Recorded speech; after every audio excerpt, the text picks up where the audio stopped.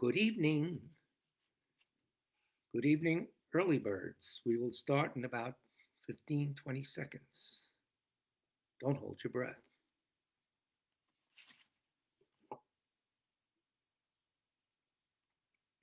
A little espresso, cappuccino, etc.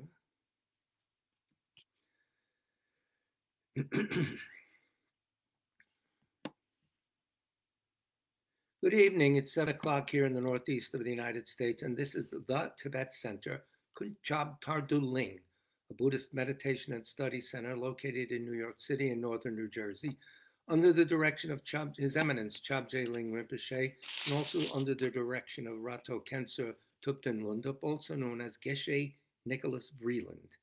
This is our twice weekly presentation of the Buddha Dharma, specifically Stages on the Path to Enlightenment, or in Tibetan, the Lamrim Chenmo of Tsong-kha-pa, J. Tsong-kha-pa. Any problems with the picture, the sound, etc., and so forth, text me, pardon me, or Darren Smith. Don't call because it screws up the phone is linked to the screen.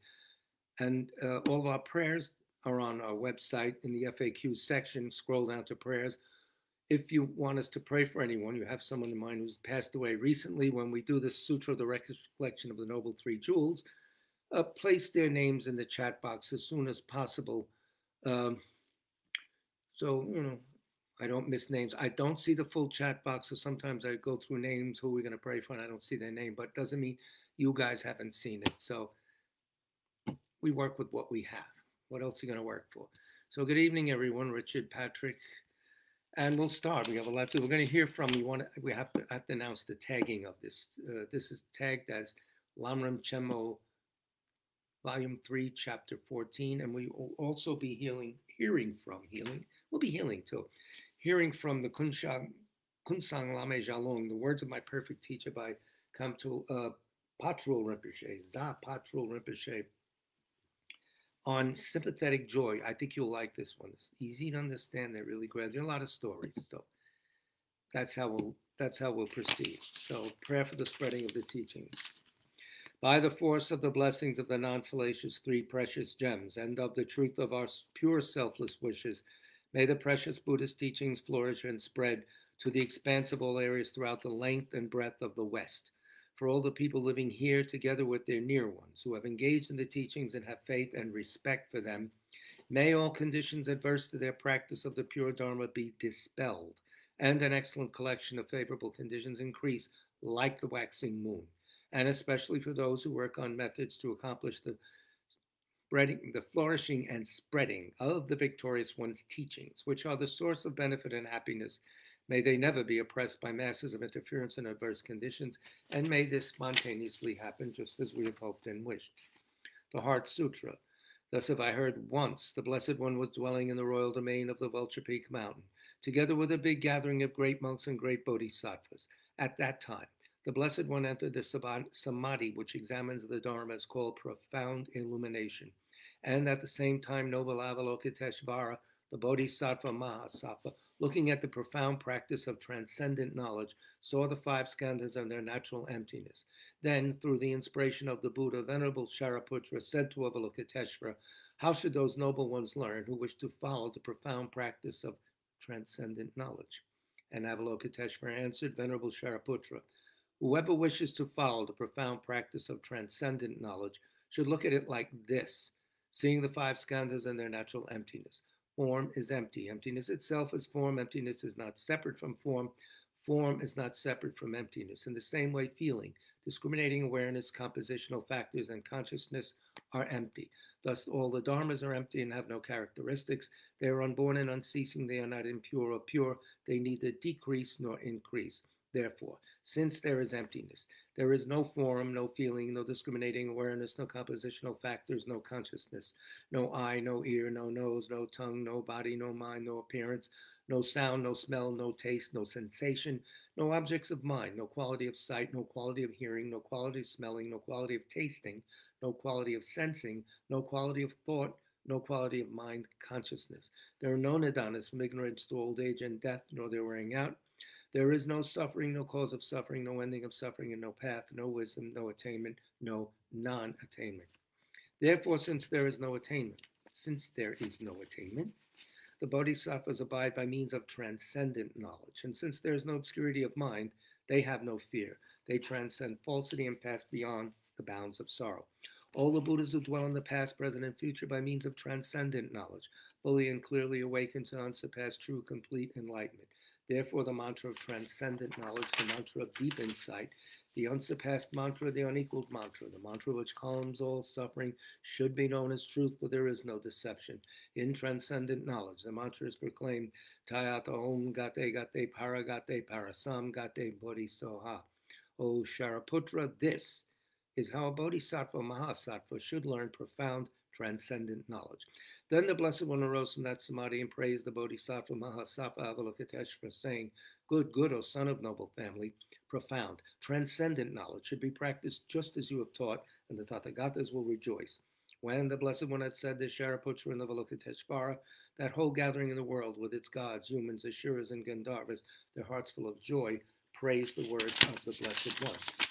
And now, refuge and bodhisattva vow, which of course we recite 3 times. With the wish to free all beings, I shall always go for refuge to the Buddha, Dharma, and Sangha until I reach full enlightenment.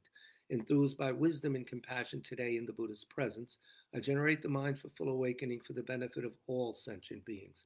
As long as space remains, as long as sentient beings remain, until then may I too remain and dispel the miseries of the world. With the wish to free all beings, I shall always go for refuge to the Buddha, Dharma, and Sangha until I reach full enlightenment. Enthused by wisdom and compassion today in the Buddha's presence, I generate the mind for full awakening for the benefit of all sentient beings. As long as space remains, as long as sentient beings remain, until then may I too remain and dispel the miseries of the world. With the wish to free all beings, I shall always go for refuge to the Buddha, Dharma, and Sangha until I reach full enlightenment. Enthused by wisdom and compassion today in the Buddha's presence, I generate the mind for full awakening for the benefit of all sentient beings. As long as space remains, as long as sentient beings remain, until then may I too remain and dispel the miseries of the world. May all the pains of living creatures ripen solely upon myself, and through the might of the Bodhisattva Sangha, may all beings experience happiness. May the teachings which are the sole medicine for suffering and the origin of every joy be materially supported and honored and abide for a very long time. I prostrate to Manjagosha, through whose kindness wholesome minds ensue, and I prostrate to my spiritual masters, through whose kindness I develop. And now, as usual, as a cause for the swift return of Dr. Chungwa Rinpoche, we read His Holiness Dalai Lama's prayer, a prayer for a swift return, on the website. Where else? Well, on your desk also, probably. Exalted wisdom of all victors gathered in a drop soul refuge manifest in the form of the one wearing saffron robes, Guru Lozang Tubuang Dorje Chang, please bear witness here today that our prayers may be fulfilled. We beseech the great torch of doctrine accomplishing from long ago the vast waves of aspirational prayers, Lord of speech of the victor Lozang's teachings, spreading them to the ends of the earth by means of explanation and practice. Though holding the commitment, I will invite all beings to be my guests in unsurpassed great awakening. Yet, you have withdrawn the activities of the form body that serves the welfare of others. Is that worthy of the supreme among beings, the bodhisattvas? Though impossible for you till cyclic existence's end to abandon your commitment to liberate all beings, we beseech the new son of Nirmanakaya to swiftly return from the realm of Dharmakaya, brought forth by bodhicitta drawn by 7 steeds. Having reached the far limits of scholarship, religious life, and goodness, please come swiftly as an unrivaled supreme emanation, full holder of the sage's teachings and wish-fulfilling jewel, return as the glory of Losang Tente. Magnificent truth of the 3 precious jewels, Mahakala, Karmayama, and Sri Mata Devi, and the ocean of Dharma protectors, may you spontaneously fulfill our wish, the swift blossoming of the reincarnation's fresh moonlight face. So bear with me today. The pollen count is real high here, and there's nothing but trees around my house. After 75 years living in concrete, I can't handle trees. They annoy me.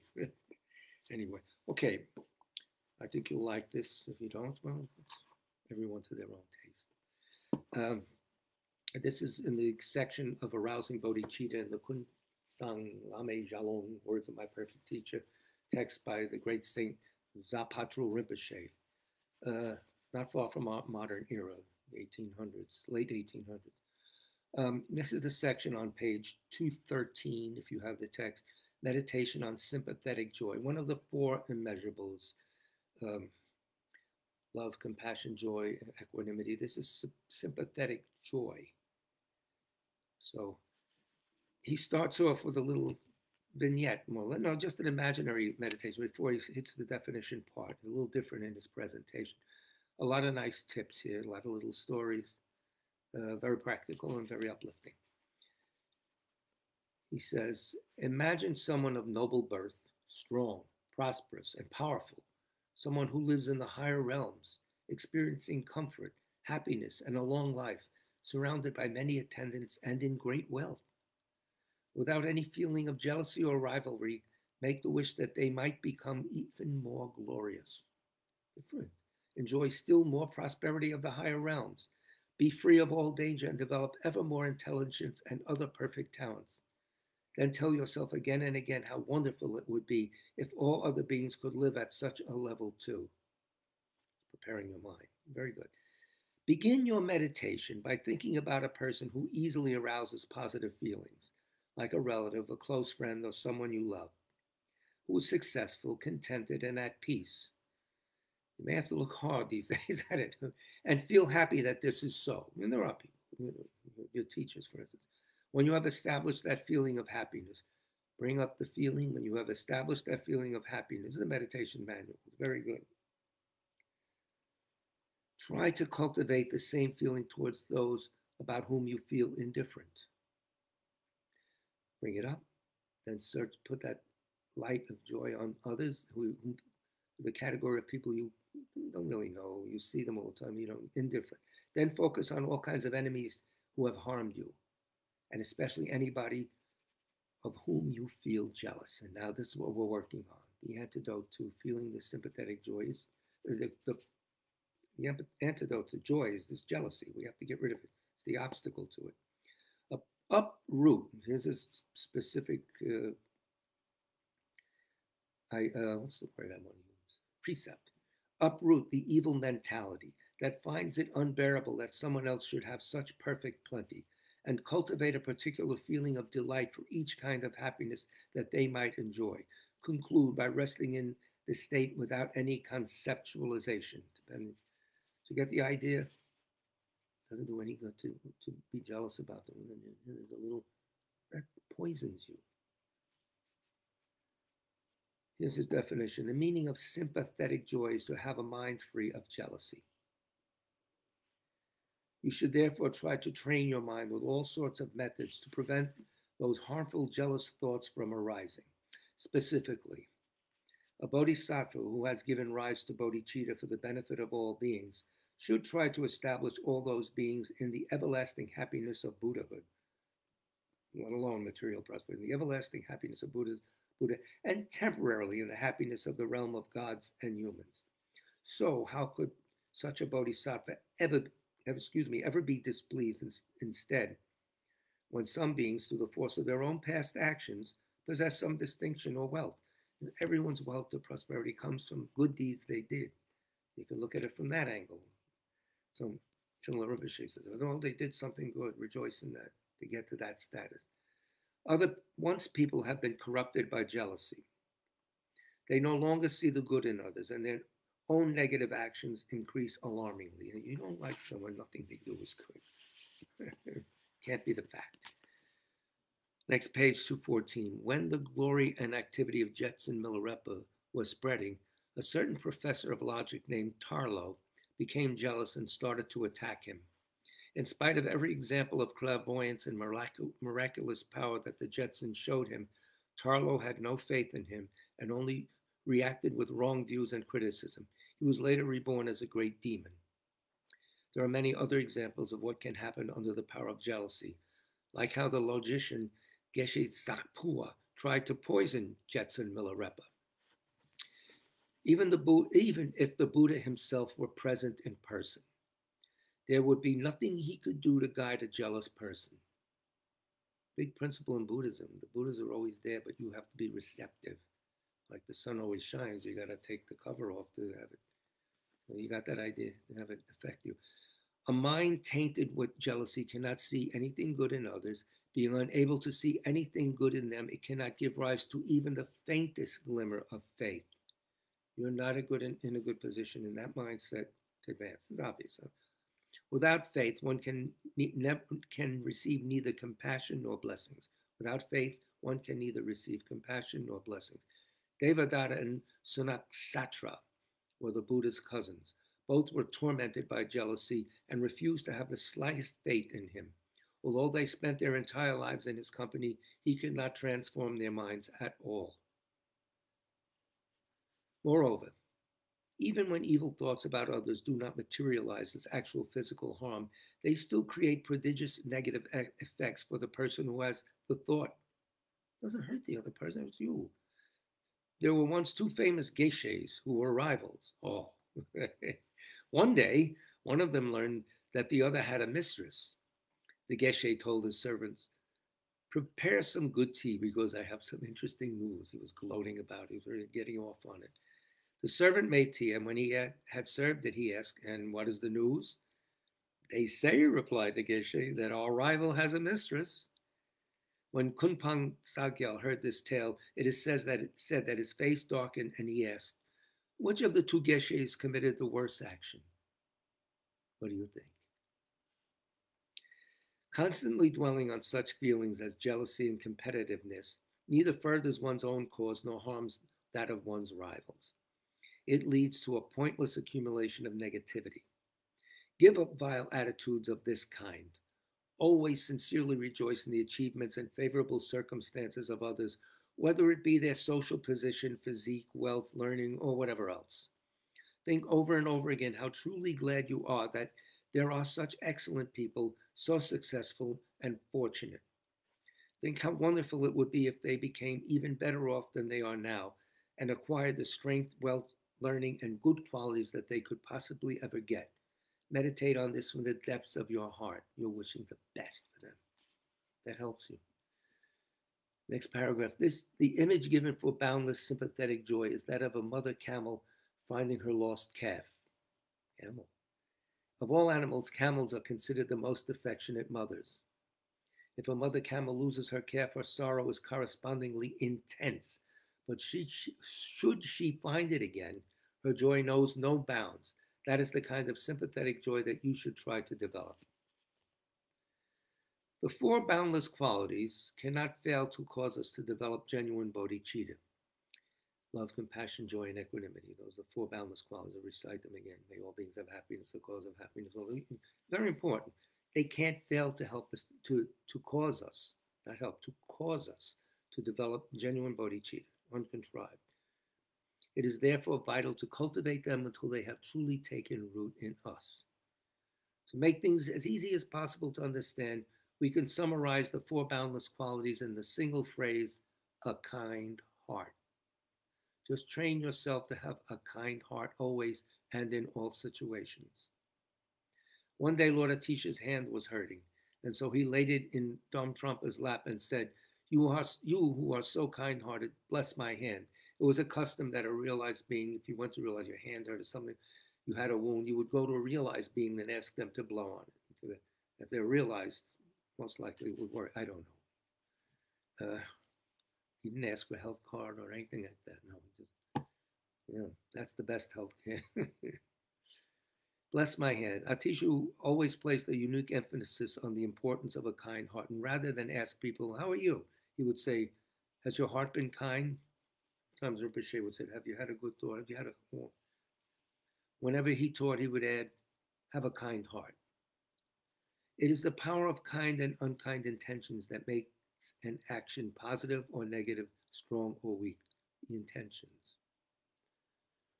When the intention behind them is good, all physical and verbal actions are positive.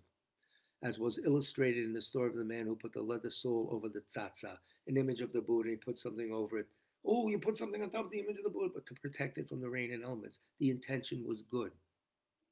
In Buddhism, you judge on your intention. When the intention behind it is bad, any action, how positive it looks, will in fact be negative. So learn to have kind intentions all the time, no matter what the circumstances. It is said, if the intention is good, the levels and paths are good. If the intention is bad, the levels and paths are bad. Levels and paths means the bodhisattva bhumis, 1 through 10. Since everything depends on intentions, always make sure they are positive. So you got to check your motivation constantly. Motivation, motivation, motivation. How is it that the paths and levels are good if the intentions are good? Of course, he has to give a story. Once an old woman was crossing a wide river with her daughter, holding her hand, when both of them were swept away by the current. The mother thought, it's not that important if I am carried away by the water as long as my daughter is saved. At the same time, the young girl was thinking, it doesn't matter much if I get swept away as long as my mother isn't drowned. They both perished in the water, and as a result of those positive thoughts for each other, they were both reborn in the celestial realm of Brahma, nice heaven. On another occasion, 6 monks and a messenger. You hear about the joke of the 6 monks and a messenger? Oh, you haven't heard? That's not a joke. On another occasion, 6 monks and a messenger boarded a ferry boat to cross the river Jasako. The boat set off from the bank. About a quarter of the way across, the boatman said, we're too heavy. If anybody knows how to swim, please jump in the water. If not, I'll jump in myself and one of you can take the oars. Nice guy. None of them knew how to swim, but none of them knew how to row either. I guess a monastic education isn't too practical. Anyway, enough jokes. None of them knew how to swim, but none of them knew how to row either. So the messenger jumped out of the boat crying, it's better for me to die alone than for everybody to die. The messenger. Immediately a rainbow appeared and a rain of flowers fell. Even though the messenger did not know how to swim, he was carried safely to the shore. He had never practiced Dharma. This was the immediate benefit of coming from a single good thought. How is it that the paths and levels are bad if the thoughts are bad? Another story. There was once a beggar who, as he was lying in the gateway of the royal palace, was thinking, I wish that the king would have his head cut off and I could take his place. Yeah. This thought was continually going around in his mind all night long. Towards morning, he fell asleep, and while he was sleeping, you guessed it, the king drove out in his carriage. One of the wheels rolled over the beggar's neck and cut off his head. The wheel guillotine, the wheel of sharp weapons, returning. A little preview of the summer stories. Unless you remember the purpose of your quest for Dharma, with mindfulness and vigilance, and watch your mind all the time, violent feelings of attachment and hatred can easily lead to the accumulation of very serious negative effects. You'll see this going on in your mind. Put a stop to it. Don't take them seriously. Throw them out, whatever.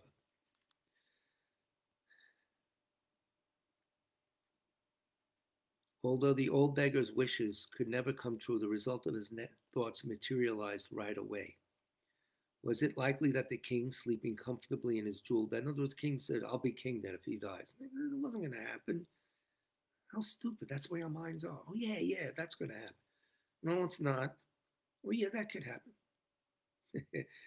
Was it likely that the king, sleeping comfortably in his jewel bed in the palace, would lose his head? Even if he were to be beheaded, by the way, would it not be more plausible than the crown prince would take over the kingdom?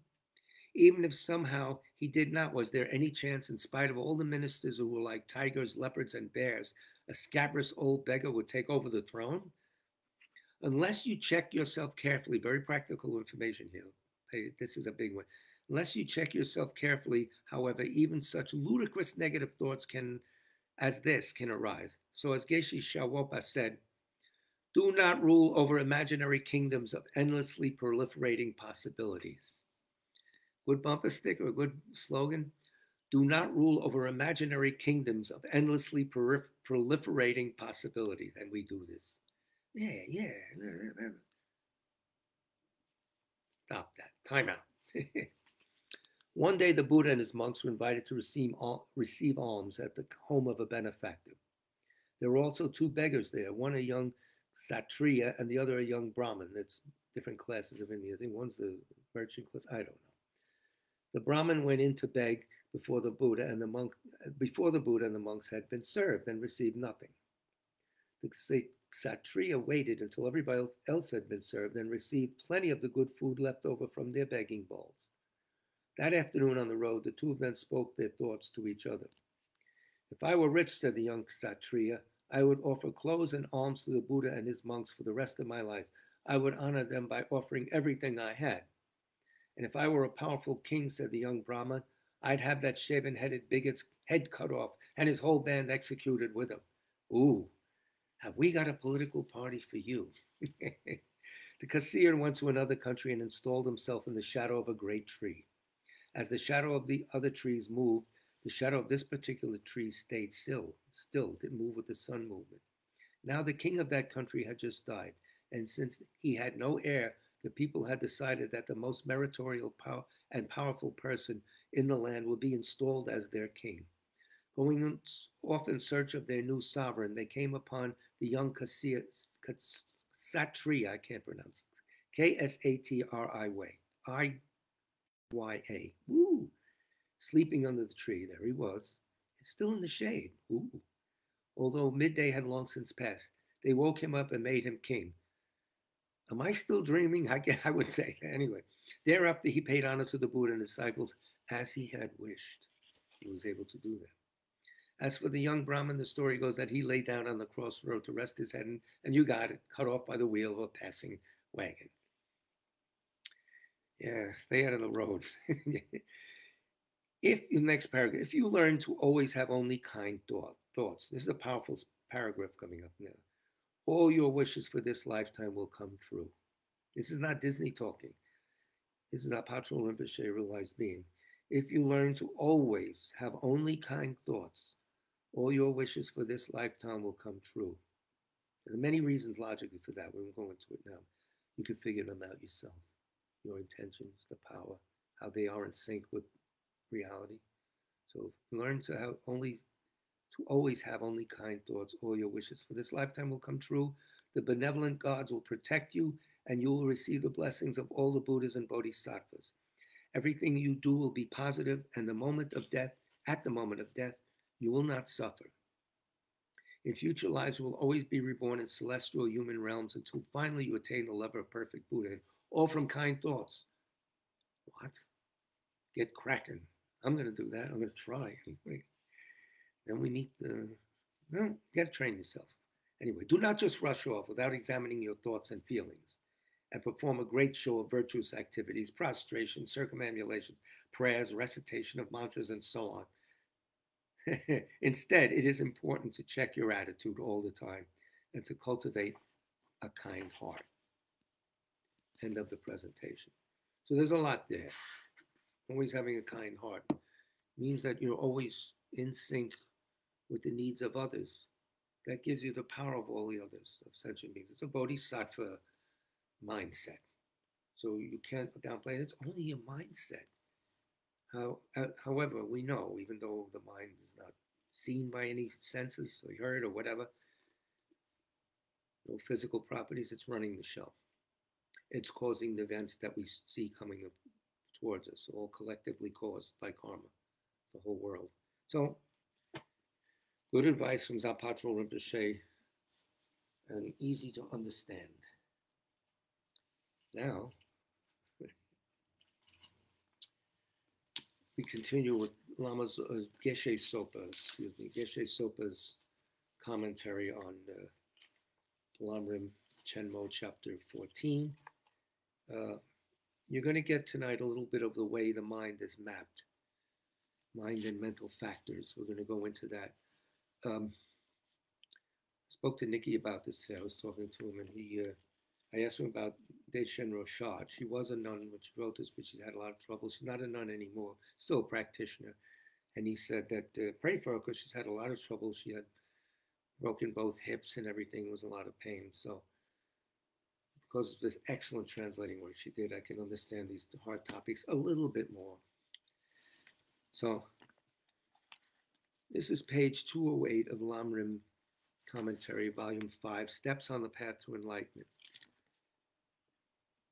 Valid reasoning, we're talking about the validity of conventional appearances, the validity in certain ways. Valid reasoning, middle of the page of 208, can also negate the way that attachment and hatred hold their objects. Good tips now on how to meditate, what's going on in the mind. When you see these procedures, how the mind goes from step to step to step, you start to have more power over the mind. Why am I attached? Why is this obsession happening to me? Very good. You know, that's the purpose of all this hard learning. Let's see, I lost this. Oh, there it is. You came back. Thank you, screen. Attachment, hatred, and all the other mental afflictions arise from ignorance. Okay, we heard that a lot. Now, ignorance does what? It superimposes true existence onto things, or inherent existence, whatever you like, and the ordinary mind applies inappropriate attention to them. Sees something as inherently existent, gives it a sort of attention. In other words, holding it a certain way, giving it a certain meaning. Seeing them as attractive or ugly from their own side. Oh, that's disgusting. Oh, that's great. Persons, things, whatever. It is important to understand inappropriate attention. It doesn't mean you're not paying attention. Here, inappropriate attention, inappropriate evaluation, maybe. I don't know. First, we have a mind of ignorance arising with regard to the object, whereby we hold it to exist inherently. Here's the steps. They happen split seconds, not even nanoseconds, whatever the word is these days. We have a mind of ignorance arising with regard to the object, whereby we hold it to exist inherently. Then, next step, we have a mind of inappropriate attention arising towards that object, which appears to exist inherently. Whereby, was the inappropriate attention to? We hold it to be beautiful or ugly, and so on, from its own side. That's it, totally established as beautiful or ugly, by itself, without the interaction of our mind. It's there. So I either got to get rid of it or I want it. Bad position to be in. You're already in a state of tension. So first we hold the object to exist inherently, one. Then we hold that object in a further inappropriate way. The text usually mentions 4 kinds of inappropriate attention. And here we go, you've heard them again, but it cements the way we should think instead of the way we do think. Holding impermanent things as permanent, wrong. Holding things in the nature of suffering as pleasurable, not so good. Holding impure things as pure, and holding selfless things as self-existent. The objects of these minds appear inherently, otherwise we wouldn't be able to do that inappropriate attention. They appear inherently existent, but these minds do not hold them to exist inherently. No, they're busy with something else. They've assumed that these minds arise from another mind that holds them to exist inherently, ignorance. Appearance of inherent existence, the ignorance now runs the show. The appearance of things as inherently attractive or as inherently ugly arises from the imprints deposited by ignorance, grasping things as inherently existent and reflects specific tendencies within the mind stream. We've been used to that. It's our habit pattern. It's there. Ouch. We got to get rid of it. So, and we need all the help we can get. For example, ignorance holds the body to be truly existent, and inappropriate attention superimposes an additional property onto it, such as attractiveness or ugliness. Then, next step, on the basis of this additional superimposed quality, attachment, aversion, and so on arise. See the steps in sequence? Because attachment and aversion are indirectly influenced by ignorance, they too can be negated by ultimate logical analysis. Good news. So they're influenced by ignorance, which is totally wrong about the situation.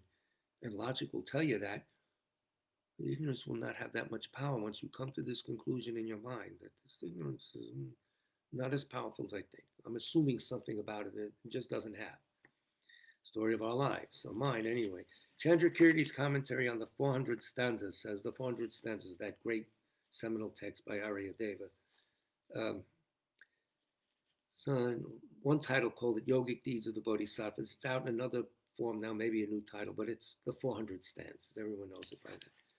Here's the quote from Chandrakirti. Attachment and so on engage only a thing's inherent nature. See, that's the attachment aversion. It said only engage the inherent, supposed inherent nature, purported inherent nature of an object imputed by ignorance, based on which they superimpose particular attributes, attractiveness, ugliness, etc. Therefore, they do not engage differently from ignorance, and they depend on ignorance because ignorance is the principal one, the big troublemaker, the cause of all the evil. Never mind. We won't go on. Put the Bible down. Stop. Pardon me for 1 second while I refuel with Nespresso. A paid announcement. No, not really. There is much, I'm on page 209, by the way, if you have the commentary. There is much debate about the meaning of the phrase not differently. Here it's not different. The phrase is, they do not engage differently from ignorance. So what about that? There's debate about this phrase.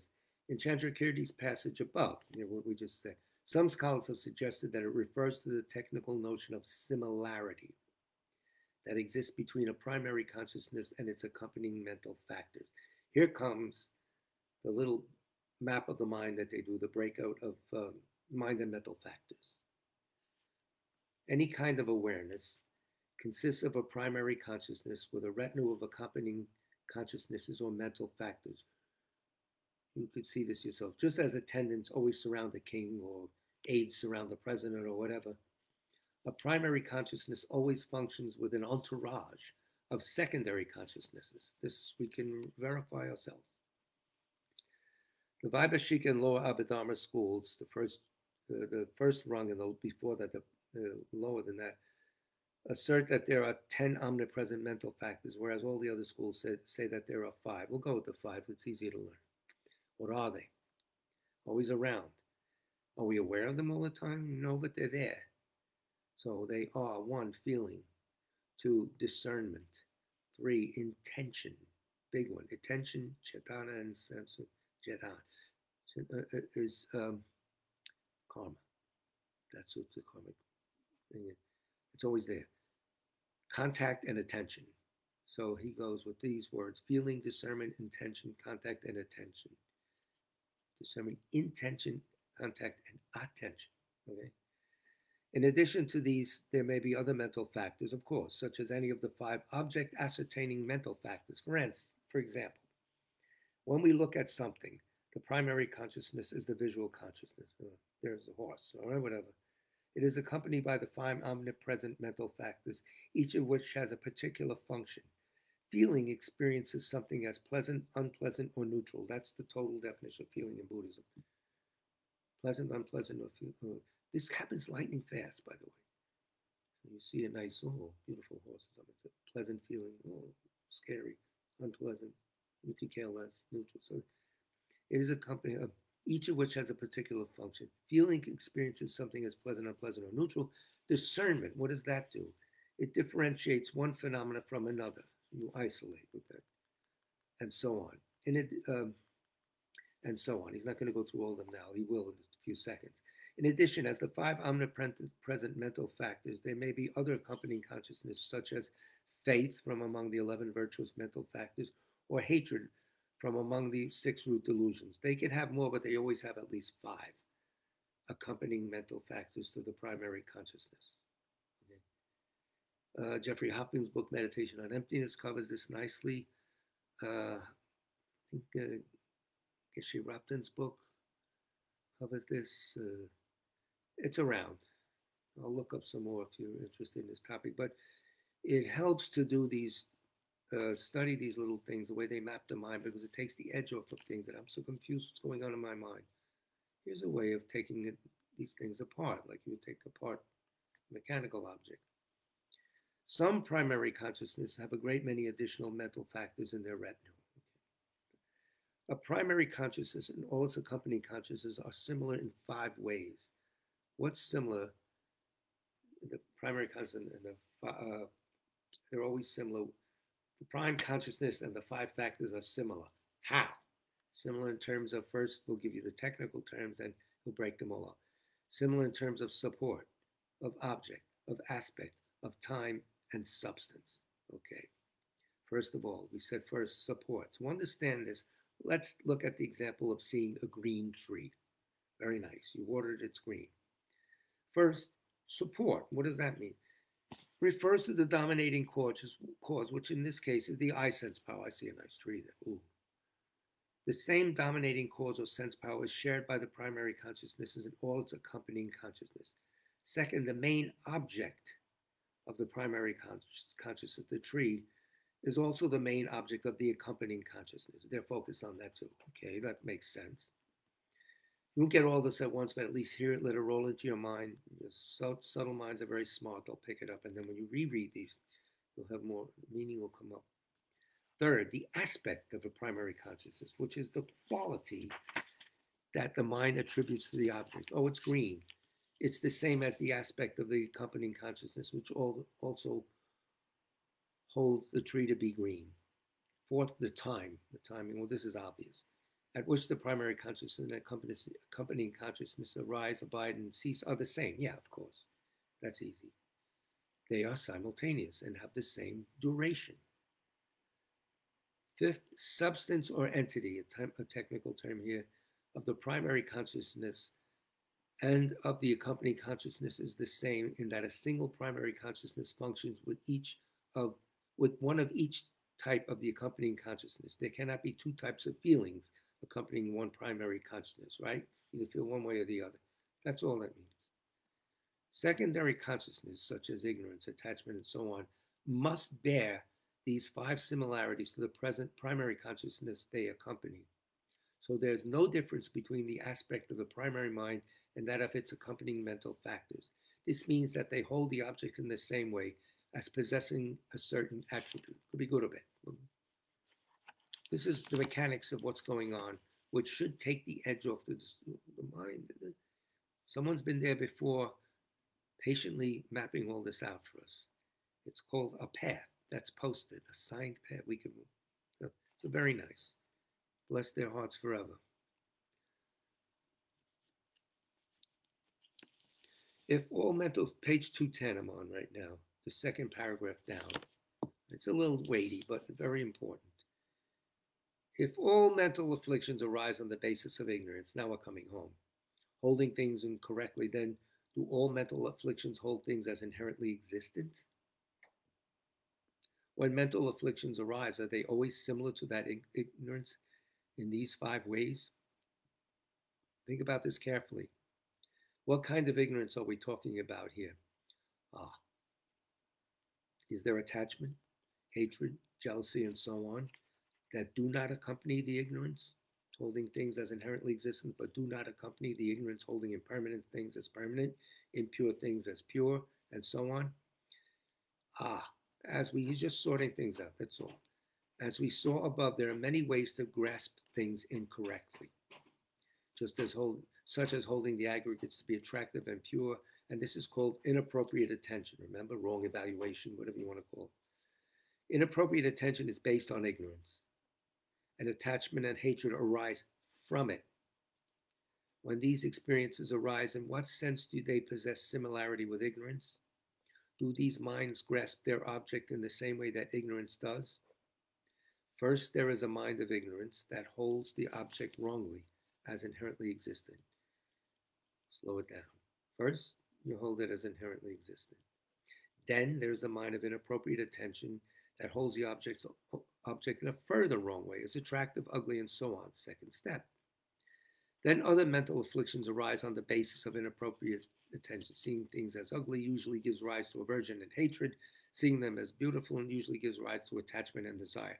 So these strong pulls you feel towards things, or these strong aversions from things, happen in sequence. And if you could slow down the mind, or at least examine past things that happen, you might start getting a grip on this mind that's running away from us all the time. It's running away from me all the time. But that's the purpose of all this verbiage. It's not wasted. Geshe Sopa cares about us. You could see the warmth there, so he just wouldn't give us stuff that's hard to understand just to tease us or something. So it is important to understand that I am talking about holding things as inherently existent, not about the appearance of things as inherently existent. Appearing one way and then holding them. We won't go into that now, but you could figure that out, thinking of how things appear a certain way to our hats, but they don't hold them that way. Yeah, I know. That's an eighth level bodhisattva's 8th grade. Went to school, 8th grade. They appear this way. I'm not holding. I know they're not. So even though they see the appearance, they don't hold. Okay? As was noted above, except for the direct perception of emptiness, okay, things appear as truly existent to any mind until one attains enlightenment. That's my own cat, not the house, the Tibetan cat. That's it. I got rid of it by throwing a pen on the floor and making a noise, and now it's playing with it. All right. Very old animals, almost 20. It's important to talk about holding things in here, not about the appearance of things. Okay, you got that? As was noted above, except for the direct perception of emptiness, things appear as truly existent to any mind until one attains enlightenment, full enlightenment. Every sentient being's awareness of conventional phenomena is mistaken in that its object appears to be inherently existent, so don't feel bad. Correct sense consciousnesses and various mental consciousnesses such as love, compassion, bodhicitta, the understanding of impermanence, the understanding of the truth of suffering, and so forth, are all mistaken consciousness because there is the appearance of an inherently existent object. However, they are not distorted or wrong consciousness. They're good. That's why they always say, understand this, but there's nothing to understand. Showing you this. You have to understand this is true on a certain level, but then ultimately doesn't inherently exist. That's how they cover that in the text and the prayers. The point to consider, I'm on page 211 now. The point to consider is how attachment holds its object in contrast to how altruistic love holds its object. What's the difference between love and attachment? The little boy and girl asked. Aha, here it is. We really must make a distinction here, otherwise we will have a lot of problems. And he now asks the question, what is the difference between love, which is a virtuous mind, and attachment, which is not? Aha. What is the difference between renunciation, which is a virtuous mind, and aversion, which is not? When ordinary people see something nasty, they think, oh, this is no good. I must get rid of it. Buddhist yogis think this way about their mental afflictions. Aha. So suffering and samsaric conditions. They think, well, this is no good. Suffering is no good. Samsaric conditioning, no good. Afflictions, horrible. They think of liberation and enlightenment as beautiful and desire to attain them. What makes one desire virtuous and another desire non-virtuous? Desire has two modes. If the desire arises on the basis of inappropriate attention, which holds its object in a distorted way, evaluates it wrong, in other words, then it is attachment, which is a non-virtuous consciousness. In contrast, if desire arises on the basis of a mind that holds its object correctly, then it is a virtuous consciousness. So the difference between them is whether we hold the object correctly. You have to think about that. That's a meditation itself, which will help you immensely, especially if you're pulled by this or that. Whatever mental afflictions we may have, all are pervaded by ignorance. Okay. They are similar to ignorance, and ignorance is the dominating principle of them all of our afflictions. That's their oxygen. Therefore, if we destroy ignorance, we destroy all the mental afflictions. However, we need to understand how these various afflictive minds, grasp their objects. In what way are all mental afflictions similar to ignorance? Do they all hold their objects in a similar way? A scared public wants to know. We cannot say that all mental afflictions grasp inherent existence because some hold their objects in a different way. Right. One consciousness cannot hold everything. In fact, one consciousness cannot hold two things at the same time. So therefore, it's very simple. We cannot say that the consciousness that holds impermanent things as permanent also holds things as inherently existent. No, it's busy with evaluating this thing, whether it's permanent or not. The background, maybe. The object certainly appears inherently existent. So we're basing their actions on that. The object certainly appears inherently existent to the mind holding impermanent things as permanent, but that mind's way of holding that object is just to hold it as permanent. It's not worrying about its mode of being at that time. Is it permanent or impermanent? The backlighting of inherent existence isn't on the screen at that time. Okay? Thus, there are many mental afflictions that involve wrong understanding other than the grasping at inherent existence, including ways of grasping at the self, such as grasping as the self as permanent or grasping at the self as pure. We cannot say that all grasping at the self is the egotistic view, grasping at inherent existence based on one's own aggregates. That's the Jig 10 they talk about. But never mind, leave that alone. So we have to think about the way in which a mind is grasping its object. Distinction is significant because, here's a bomb. In order to eliminate grasping at permanence, we must logically prove that the object is not permanent. You go about it that way. You logically prove it can't be permanent for this reason, that reason, this reason. You inculcate that into your mind. Eventually, it starts to affect the way appearances come into you, and it looks permanent, but it's not. It's a big step. We do not need to understand that the object is not inherently existent. We work with basics first. First things first. Very important. What then does the phrase "not differently" in Chandrakirti's passage above me? Well, we already forgot about that. Why is he bringing it up? If we interpret these words to mean similar in the technical sense, bearing the 5 similarities, then we will face some hard problems. Well, I'm not going to do that. We would have to say, as she continues, we would have to say that ignorance, which holds its object as it to be inherently existent, and attachment arising on the basis of inappropriate attention, wrong evaluation, in other words, that holds an impermanent thing to be permanent, have the same aspect in that they hold their object in the same way, but clearly they don't. This attachment holds its object to be permanent, whereas this ignorance holds its object to be inherently existent. So the aspects of these two minds are different aspects. So we have to leave it at that. And maybe we could explain that a little bit more next class, which will be 17th, Wednesday night at 7 o'clock. It will be at the Parsonages in South Orange. It'll be presented to whoever shows up, a live audience. I hope they're live. Maybe they're live when we start. Maybe they don't. I don't know. No jokes, please. That's the next Dharma class, and we'll take it from there. For whom will we pray? And remember, I don't see everybody's name, so who's on board tonight? Who's making noise? I can't get my mind to move. Hey, come on, man. Well, I can't. Oh, here it goes. Finally.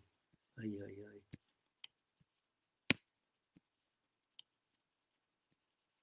I don't see anyone. This is terrible. Oh, Jerry Hart and Dawn Spadero Brankert. Jerry Hart and Dawn Spadero Brankert. Sen Hao Kwan. I hope I pronounced that right. As another person, please pray for Sen Hao or Chen Hao Kwan. Thank you. Okay, don't limit your prayers to that. Whoever you want to pray for, who has passed away.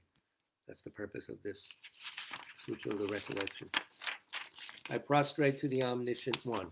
Thus the Buddha, Bhagavata, Tathagata, Arhat, Samyak Sang Buddha, the learned and virtuous one, the Sugata, the knower of the world, the charioteer and tamer of beings, the unsurpassable one, the teacher of devas and humans, is the Buddha Bhagavat. The Tathagata is in accord with all merit. He does not waste the roots of virtue.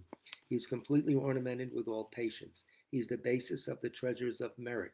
He is adorned with the minor marks. He blossoms with the flowers of the major marks.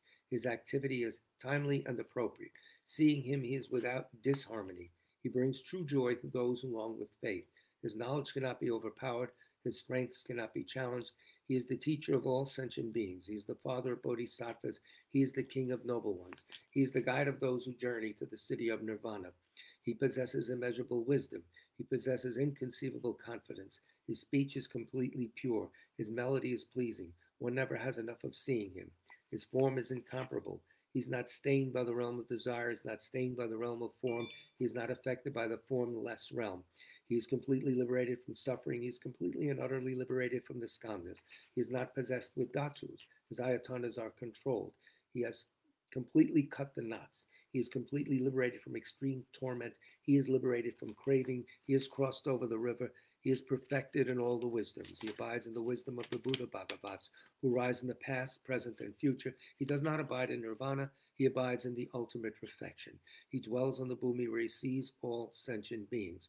All these are the perfect virtues of the greatness of the Buddha Bhagavat. The Holy Dharma is good at the beginning, good in the middle, and good at the end. Its meaning is excellent. Its words are excellent. It is uncorrupted. It is completely perfect and completely pure. It completely purifies. The Bhagavad teaches the Dharma well.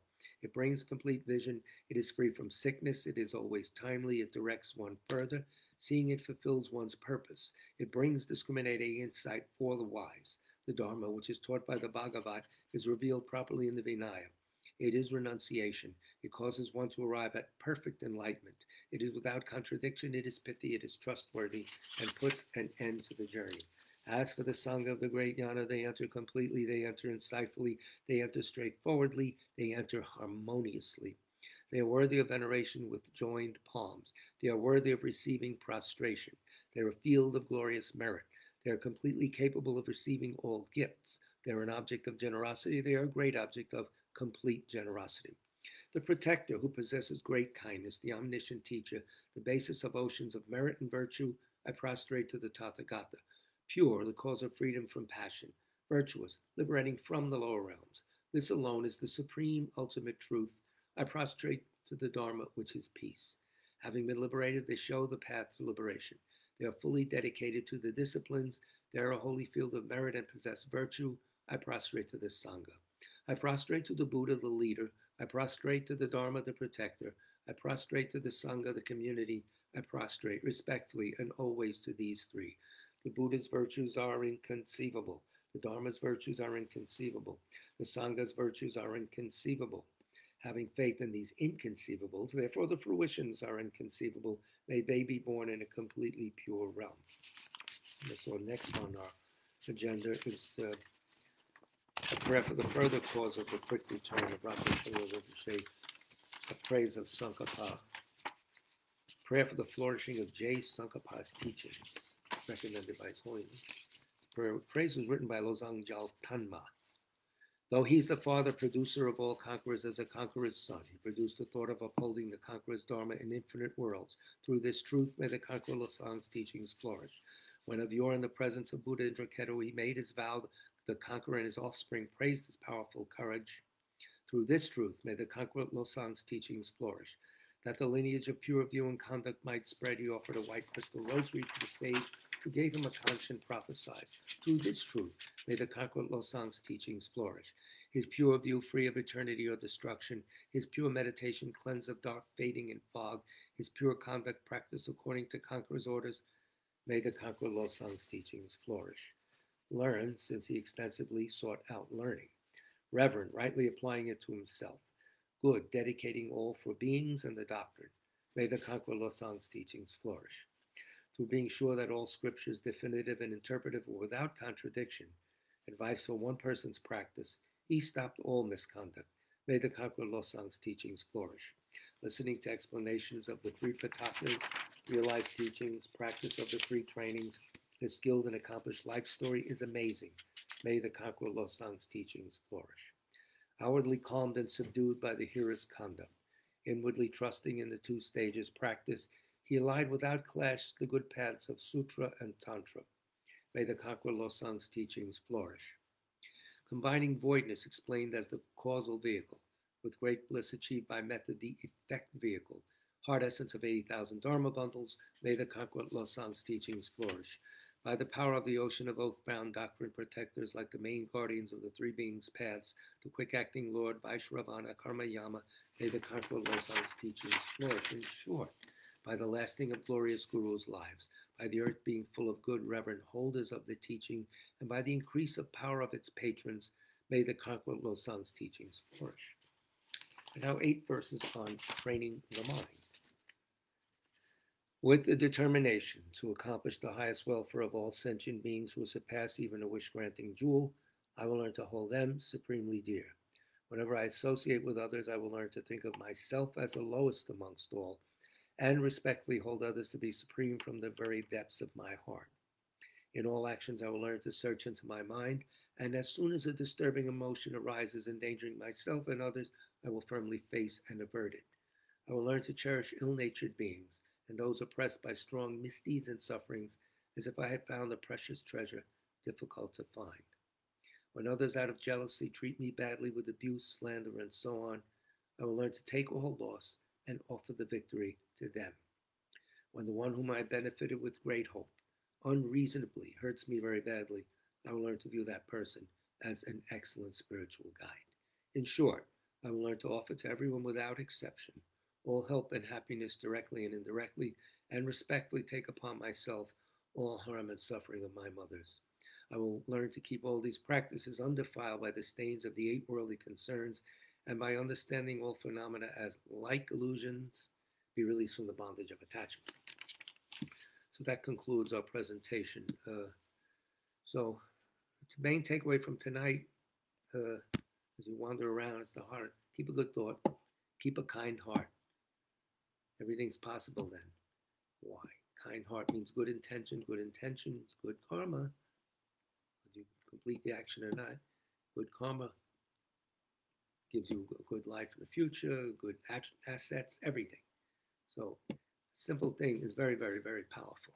So, thank you so much for your patient listening. Big love to all of you.